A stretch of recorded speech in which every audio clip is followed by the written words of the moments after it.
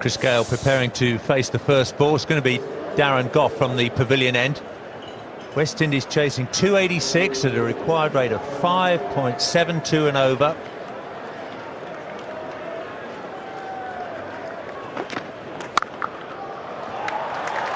That is a top-class cricket shot from Chris Gayle. Nothing wrong with the delivery, really. Perhaps a fraction wide. 6 for no wicket. Well, he always likes to stay back, Chris Gayle, and he gets just enough width there.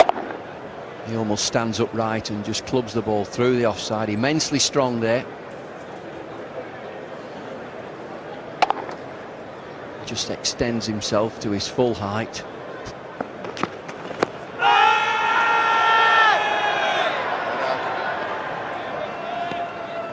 Darren Gough's only picked up 1 wicket in the series so far. He thought he had a chance of another one here. Wasn't a particularly convincing shout. Pitched outside the leg stump, very high as well. Well, I'd look for singles if you can get 4s like that. But usually you push around for a few singles amongst the 4s. Just a subtle change in the field before this ball. Michael Vaughan had gone to a 7-2 field, which just meant Harmison gave Gayle a bit of width, which he absolutely loves. Beautiful shot, 4 runs.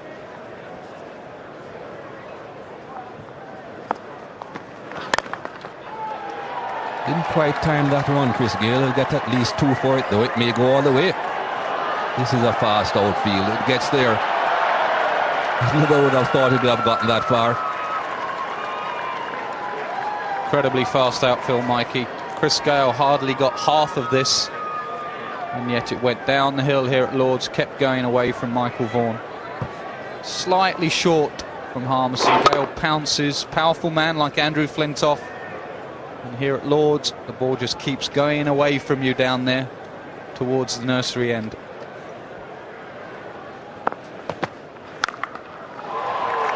That's a good shot.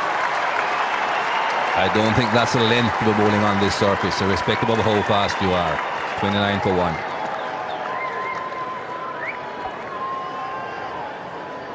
We certainly saw when the West Indies were in the field that these short balls didn't quite do the job that it has been doing on other surface. Liberty were playing that shot. Pick him.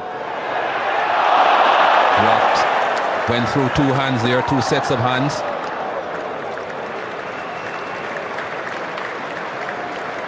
Gough has had an unlucky series so far. He's had some catches put down. This is a difficult chance from Strauss. Again, Gayle going aerial.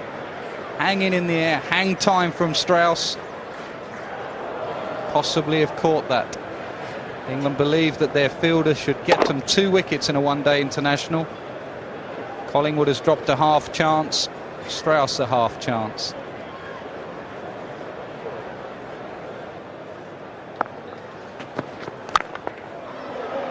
On the gap again. Again didn't time it perfectly. But again this fast outfield, it will go all the way. Beautiful shot from Chris Gayle. Just that little bit of width and a little bit full. He hits a beautiful cover drive. Key man Chris Gayle has made a quiet series, but he needs to get runs for West Indies to win. That's 4. No protection for Anderson out there for Chris Gayle because there is a fine leg.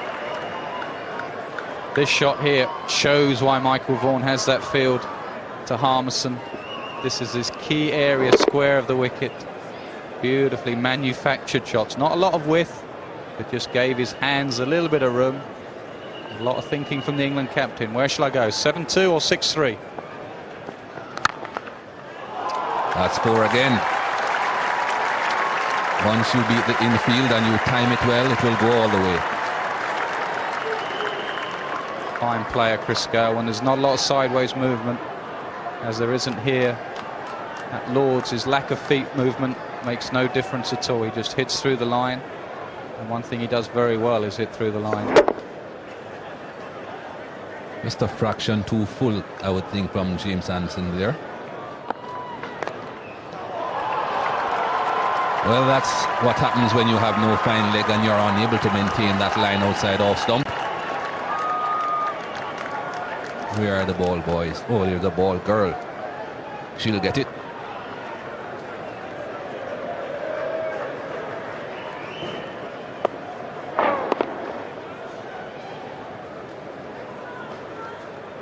West Indies move on to 6-6 for 1. The partnership moves on to 50-51. We'll get his 50 with that. Just a little nudge on the onside. So, Chris Gayle, 50 from 78 balls. 50 out of the first 97. And this is his 100th one-day international, so far so good for him. That's into space, just one more. Brings up the 100. So the West Indies 100 coming up at the start of the 22nd over. That form has been built.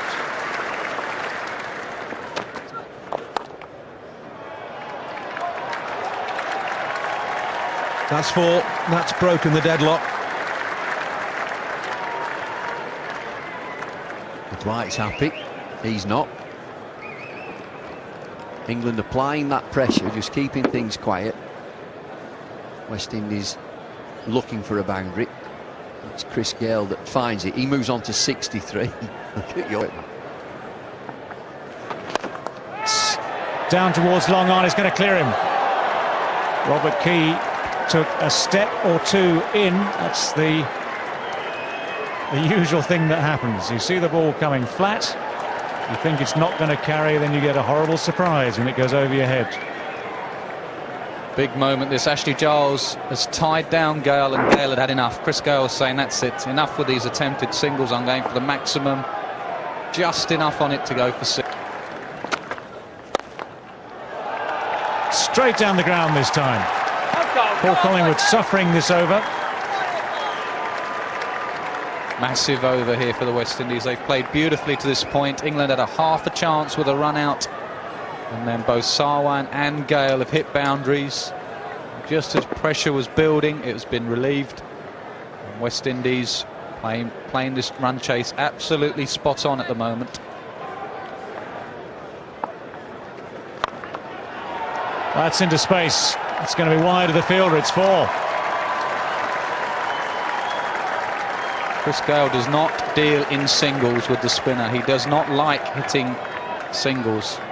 Unlike Sarwan, who comes from Guyana and plays spin a lot, in Jamaica you don't see a lot of it. And if you do see it, this is what you do with it.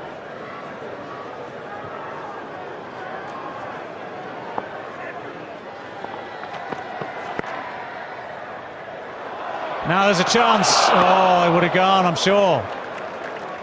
It hasn't been England's day in the field. Today, no chance. And he was out by a mile. Wasn't far away. Just look at this. It's all instinctive. It's just a reflex reaction. You get it into the hand. Captain. It's beaten extra cover. It's also beaten Ashley Giles at mid-off. And that's great running. There's urgency there from the West Indies. 3 more to Gayle. Oh, there's a mix-up here. Oh, the hit and power was miles out, but Gayle has completed the single. In fact, he's come back for 2, and he's gone through to 3 figures. Forget the stuttered single. This has been a wonderful innings by Gayle. 101 he is now off 141 balls. It's his 9th 100, and it's in his 100th one-day international. What a day. Well, he played very, very well, but he could have given England a real bonus getting to his 100. That's exactly where he was eyeing it up, and he's got it away through straight mid-wicket for 4 runs. That relieves the pressure for the West Indies. That takes the required rate under 8 and over, and the 250 comes up for the West Indies. They need 34. slugging at that through the mid-wicket region, Chris Gayle. It was short, just evading the man at mid-wicket. It wasn't that far away. Had enough power on it to clear him though.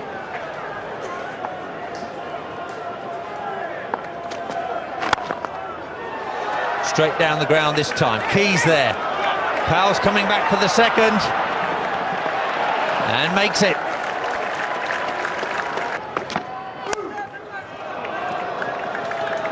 Key. Gayle wants a second run. He's taken on the throw. It's a poor one from Robert Key.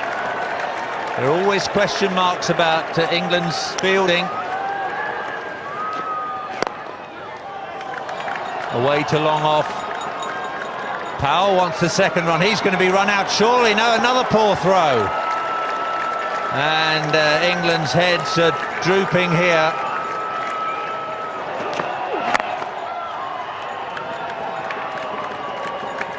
Gayle scampers through again. West Indies need just 2 runs to win now. Powell hits it straight to mid-on. He takes the run. The throw misses the stumps. The score's a level. Powell calls for the run. Harmison's in. He hits the stumps, but Powell's beaten him. And the West Indies are home. They've beaten England here convincingly by 7 wickets and take their place alongside New Zealand in the NatWest series. It's disappointment for England. Chris Gayle, 132 not out, the star for the West Indies.